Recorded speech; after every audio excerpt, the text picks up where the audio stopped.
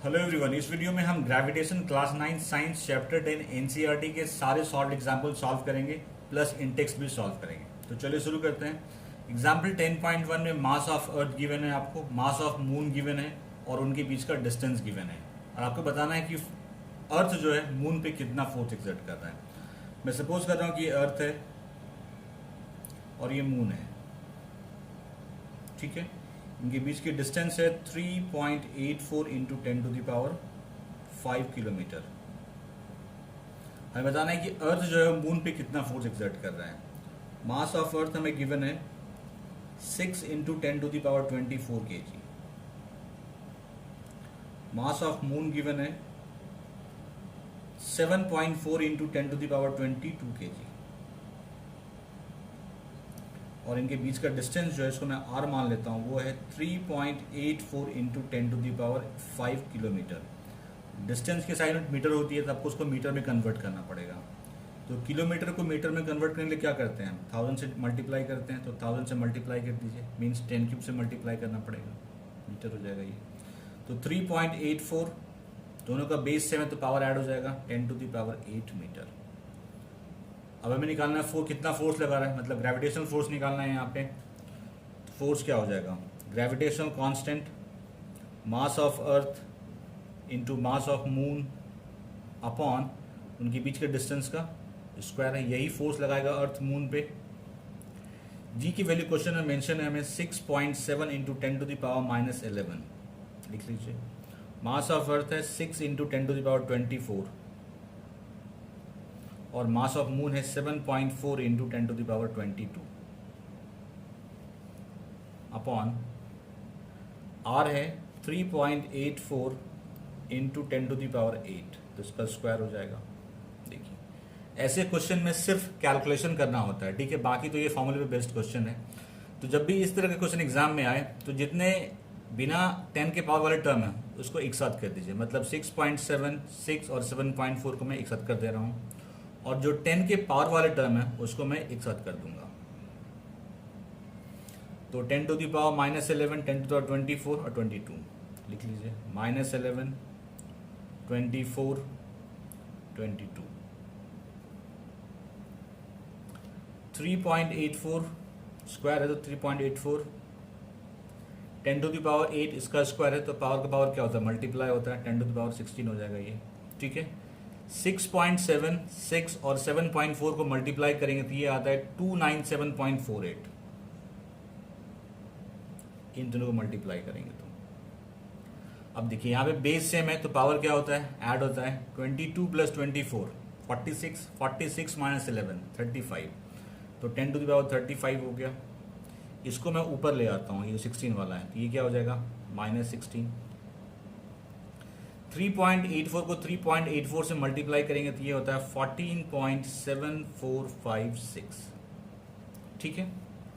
अब देखिए 297.48, 35 - 16 19, तो 10⁻19 हो गया अपॉन 14.7456। अब देखिए हमें तो सिर्फ इसको डिवाइड करना है, यही मेरा मेन काम रह गया है। अब तो देखिए यहाँ पे 2 डिजिट के बाद डेसिमल है, यहाँ पे 3 डिजिट के बाद डेसिमल है। तो हम ऐसा कुछ करेंगे कि यहाँ पे भी 2 डिजिट के बाद डेसिमल आ जाए। तो उसके लिए क्या करना पड़ेगा, आपको 10 से डिवाइड करना पड़ेगा। तो 10 से डिवाइड करते हैं, तो मैं 10 से डिवाइड कर रहा हूँ। तो 10 से मल्टीप्लाई भी करना पड़ेगा आपको, यहाँ पे कर दिया आपने। तो अब ये क्या हो जाएगा 29.748, डेसिमल एक डिजिट पहले चला जाएगा 748। यहाँ पे बेस सेम है तो पावर क्या हो जाएगा, ऐड 19 + 1 20, 14.7456, ठीक है। यहाँ पे मैं एक 0 डाल देता हूँ, ठीक है, और इसे भी हटा देता हूँ और इसे भी हटा देता हूँ क्योंकि ये भी डेसिमल के बाद 4 डिजिट है, यहाँ भी 4 डिजिट है, कैंसिल आउट हो गया। 297.480 को डिवाइड करना है आपको 147456। ये आपको खुद करना पड़ेगा, ये मैं डिवीजन करके नहीं दिखाऊंगा क्योंकि बाकी तो मैंने कर ही दिया है आपको। इसको जब डिवाइड करेंगे तो ये आएगा आपका 2.01। तो आंसर हो गया 2.01 इंटू 10⁻20 न्यूटन, ठीक है। तो ये इसका आंसर हो गया। Example 10.2, A car falls off a ledge and drops to the ground in 0.5 second. Suppose ये कोई कार है और ये यहाँ से गिरती है और ये ग्राउंड को हिट करती है 0.5 सेकेंड में, ठीक है। Let g equal to 10 meter per second square. G जो है वो गिवन है आपको 10 मीटर पर सेकेंड स्क्वायर।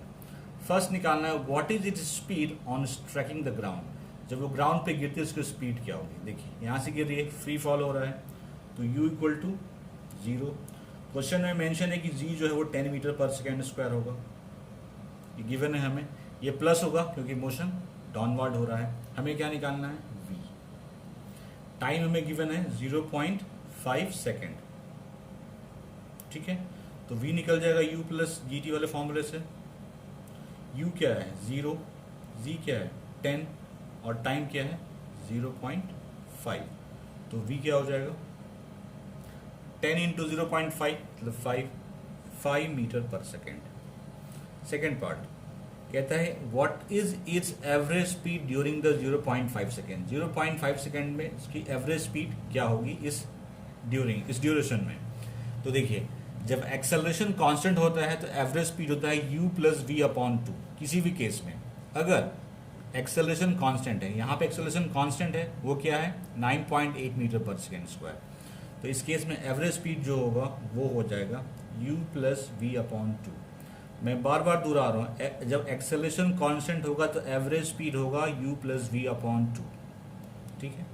तो u क्या है 0 और v क्या निकाला है 5, तो 0 plus 5 upon 2, 5 upon 2 that is 2.5 metre per second.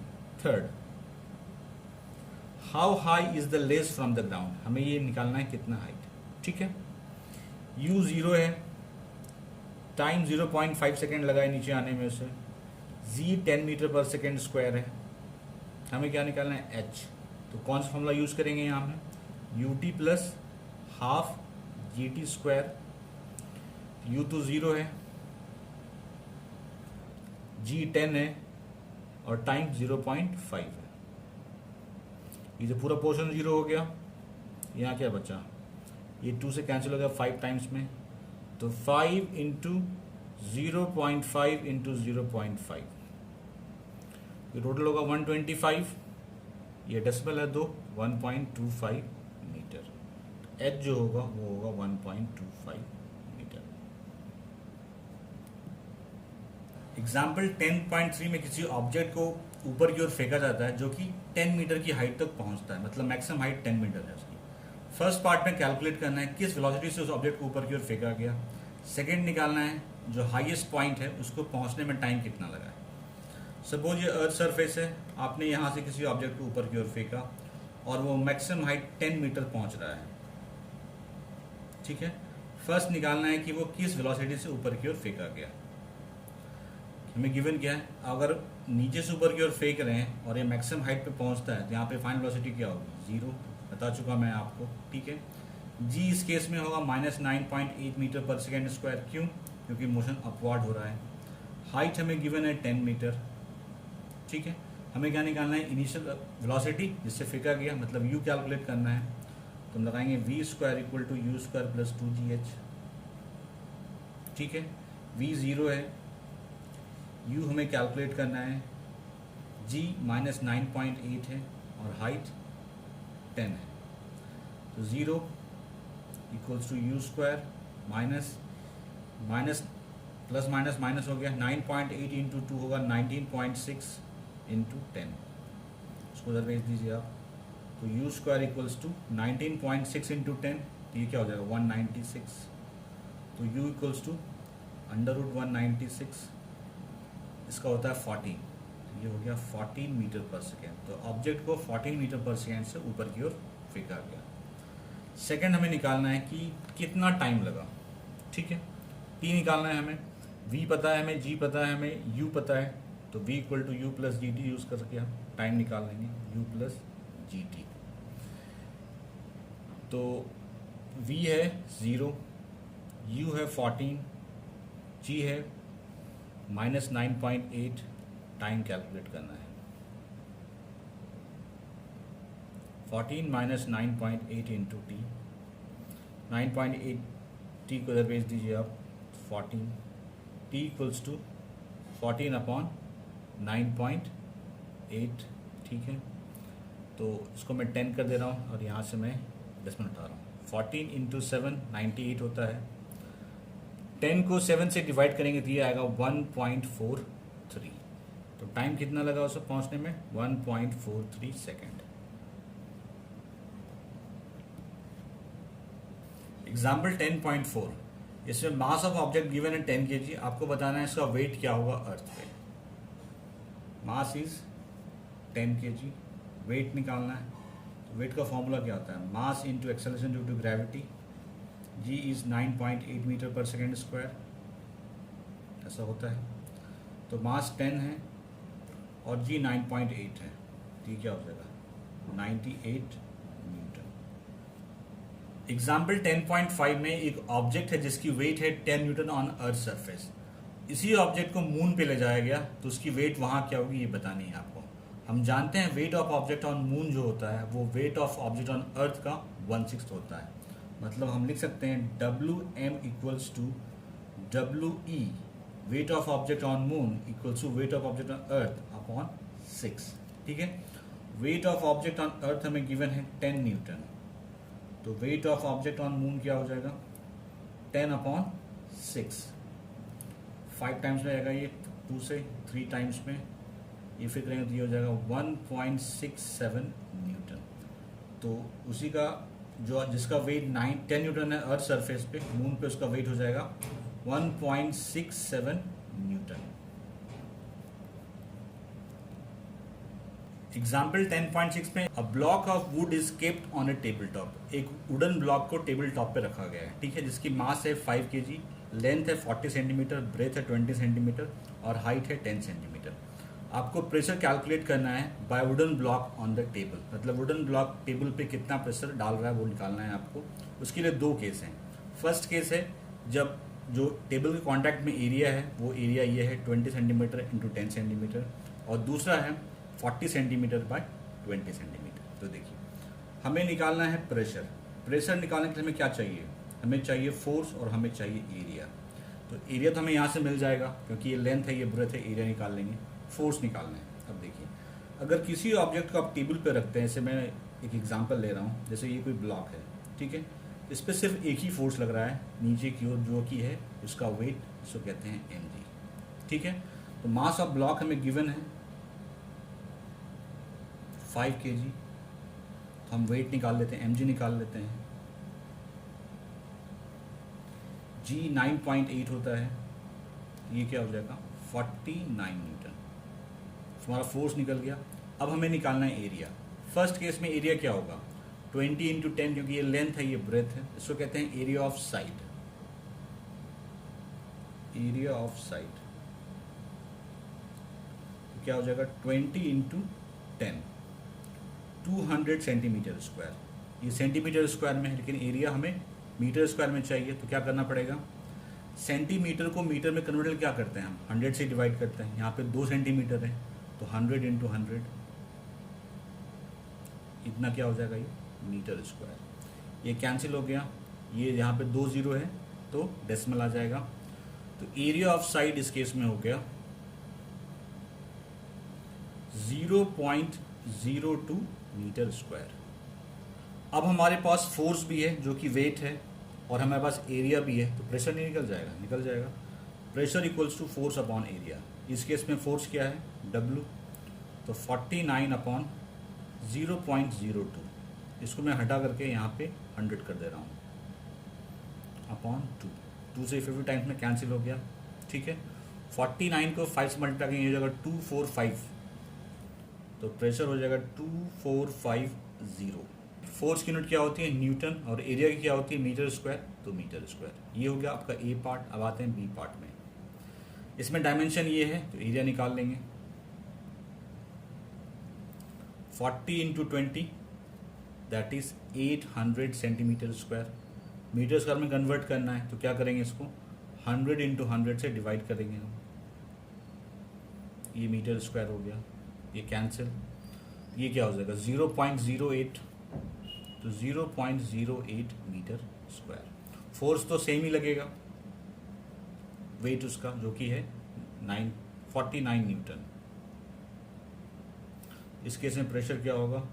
Force upon area 49 upon 0.08। ये मैं हटाता हूँ, यहाँ पे मैं 100 डाल देता हूँ, ठीक है। नीचे में क्या है 8, 4 से ये 2 टाइम्स में जाएगा, ये 25 टाइम्स में जाएगा। 49 इंटू 25, 49 को 25 से मल्टीप्लाई करेंगे तो ये होगा 1225 अपॉन 2। सो करेंगे कैंसिल तो ये हो जाएगा 612.5 न्यूटन पर मीटर स्क्वायर। तो दूसरे केस में जो प्रेशर आएगा वो आएगा 612.5 न्यूटन पर मीटर स्क्वायर। एग्जाम्पल 10.7 में आपको रिलेटिव डेंसिटी गिवन है सिल्वर की 10.8। तो लिख लीजिए पहले, relative density of silver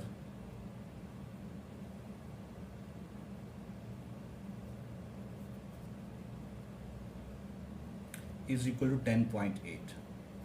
The density of water is 10 to the power 3 kilogram meter cube. Density of water given है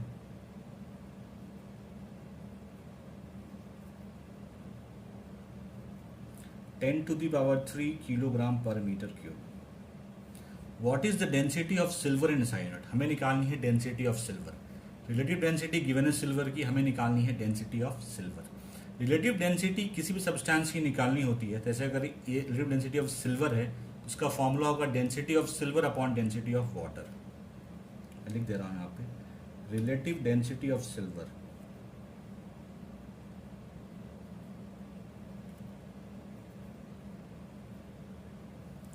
means density of silver upon density of water.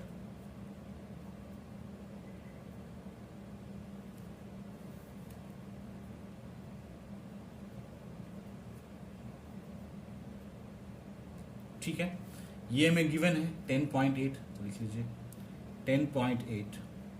Density of silver तो calculate करना है, उसको रहने दीजिए ऐसे ही।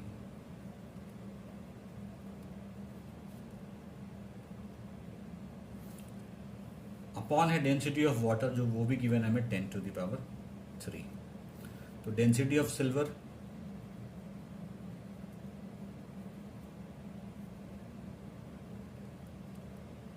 Cross multiply कर देंगे, 10.8 into 10 to the power 3 kilogram पर मीटर क्यूब। तो ये होगी डेंसिटी ऑफ सिल्वर। इस तरह से जितने भी एग्जाम्पल थे, शॉर्ट एग्जाम्पल थे, वो मैंने सारे सॉल्व कर दिए। किसी भी क्वेश्चन में क्वेरी है कमेंट सेक्शन में पूछिए, विल गेट रिप्लाई। वीडियो अच्छा लगा तो लाइक शेयर जरूर कीजिए। इसका एक पार्ट और रह गया जिसमें मैं सारे इंटेक्स क्वेश्चन कवर करूंगा। Thank you, see you soon in next video.